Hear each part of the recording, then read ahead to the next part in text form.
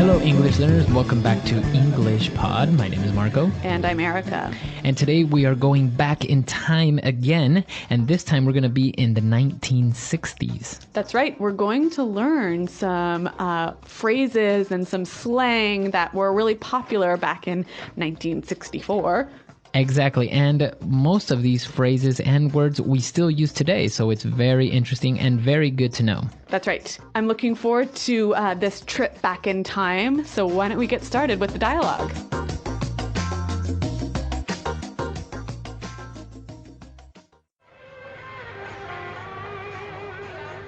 Hey man, I really like your pad. Those lava lamps are far out. Thanks for letting me crash here tonight. It's no problem, brother. I wanted a pad where people could come, listen to music, and just hang loose. You dig what I'm saying? I dig it, man. We should throw a bash here and make it really happening scene. Yeah, man, that would be groovy. Hey, I got a split for a while. Are you okay here by yourself? Don't worry about me, brother. You go take care of your business. All right, peace out.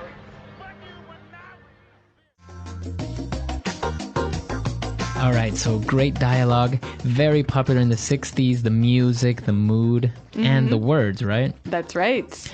So why don't we get down to business and look at the vocabulary that we saw in this dialogue in language takeaway. Language takeaway. Well, the dialogue opened and we heard this guy say, "Hey man, I really like your pad." I really like your pad. Pad. Okay, so pad, a very informal way of saying Your apartment. your apartment, right? And now you can still use it today. Yeah, that's right. We often hear the expression bachelor pad. Okay, a bachelor pad. So that's an apartment where a single man lives. Okay, so a bachelor pad. Usually it's very nicely decorated and really a nice apartment, right? Or maybe it has empty pizza boxes all over the floor, Marco. Also a bachelor pad. Yeah.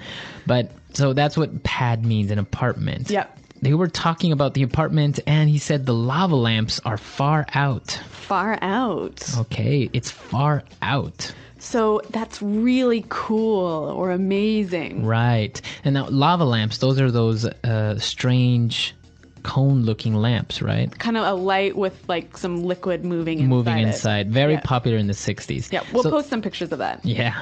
And the lamps are far out. So now you can use that with other things, right? Like you are really far out. Yeah, or this music is really far out. Okay. It kind of gives you the feeling like it's sort of spacey. Spacey. Yeah. All right. So the pad is really far out. The lava lamps are great. And he was saying, thanks for letting me crash here tonight. To crash. So to crash at someone's place. Right. So we're not talking about like a car crash here. No. But so when you crash somewhere, what do you do? Well, you are staying there, then you're going to stay there So you're as gonna, a guest. Yeah, so like sleep, right? Uh-huh. Yep. And for free. For free, yes. Yes. So if, for example, you're going to New York and you're going to visit a friend, you might crash at your friend's house. That's right. So interesting word, and it is quite commonly used now. So why don't we hear some examples of how we can use it? Example 1. Hey man, can I crash at your place tonight? Example 2. I lost my keys, so I'm crashing at my girlfriend's house. Example 3. No, you've been sleeping on my couch for a month. You're not going to crash here tonight. All right, perfect. So to crash, right? It's still commonly used today. Yep. Now for the fourth word, groovy. Groovy. That would be groovy. So again, this means like great or cool or really nice. Yeah, I think this is one of the main words of the 1960s. Something was groovy. Yes, I agree. So it kind of gives you the sense that it's sort of really cool, but in a relaxed way. Yeah, it's groovy. This music is really groovy. That's right. And finally, his friend, he said, hey, I got to split for a while. To split, Okay, so if I say I have to split, you have to leave. I have to leave. Yep. Very colloquial, and it means I have to leave for a little bit. Yep. Split for a while. That's right. You may not have heard this one before, so why don't we hear some examples to help you understand how it's used?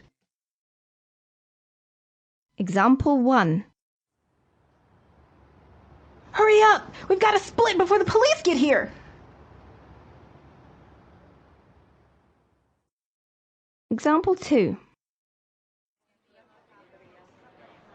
This party is boring. Let's split. Example 3. I have to wake up early tomorrow, so we're going to split. Okay, very good. So split. Now, also, I think you can use it for relationships, right? Me and him, me and her, me and her split up. That's right. So you ended your relationship. Yeah, split.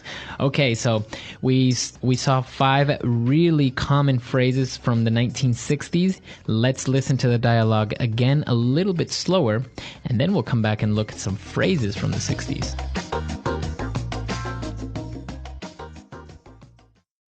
Hey man, I really like your pad. Those lava lamps are far out. Thanks for letting me crash here tonight. It's no problem, brother. I wanted a pad where people could come, listen to music, and just hang loose. You dig what I'm saying? I dig it, man. We could throw a bash here and make it a really happening scene. Yeah, man, that would be groovy. Hey, I got a split for a while. Are you okay here by yourself? Don't worry about me, brother. You go take care of your business. All right. Peace out.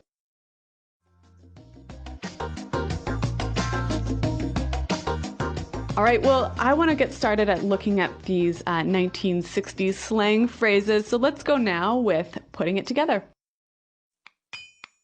Putting it together.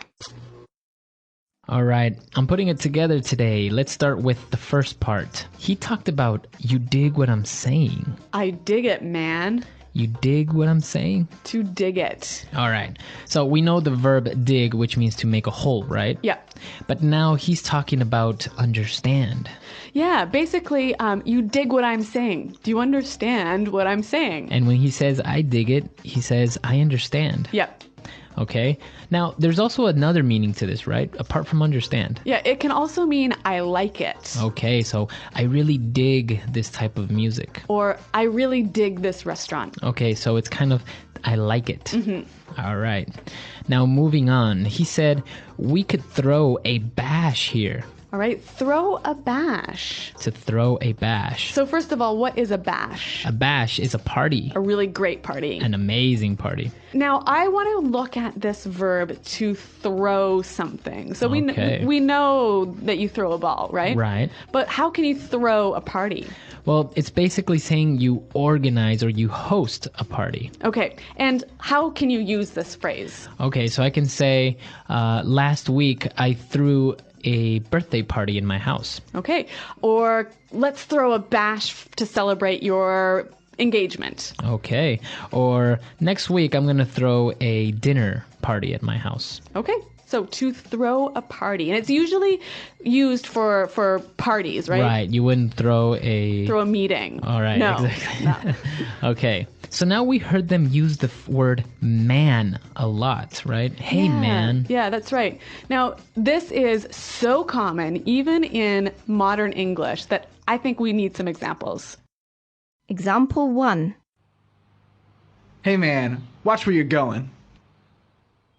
Example 2. Yeah, man, that's a great idea. Example 3. Man, that was awesome. So man is one of those words that you just use at the end of your sentences. Or the beginning. Or the beginning. Anywhere. And so you say, hey man, or yeah man. Yeah. But what about, do you have to be a man to use it? Or do you have to be talking to a man to use it? No, not really. Men and women use the word man. Yeah. And you can call a girl like, hey man, how are you? Yeah, but that sort of means that she's a really, really good friend, like the same level of friend as your guy friend. Yeah, exactly. Okay. Very good. And now for the last phrase, I'm putting it together. He said, you go take care of business. To take care of business. Okay, so I have to take care of business. So we're not really talking about business and work here, are we? No. So basically what we're saying is go handle your affairs. So do the things you have to do. Okay. So, or solve your problem. So if I say, I have to go to City Hall today and take care of some business. So you're maybe going to do something like pay my taxes or something like that. Yeah. Okay, so to take care of business. Okay, so we heard some great phrases. We saw these words. Let's listen to the dialogue for the last time, and then we'll come back and talk about this great decade.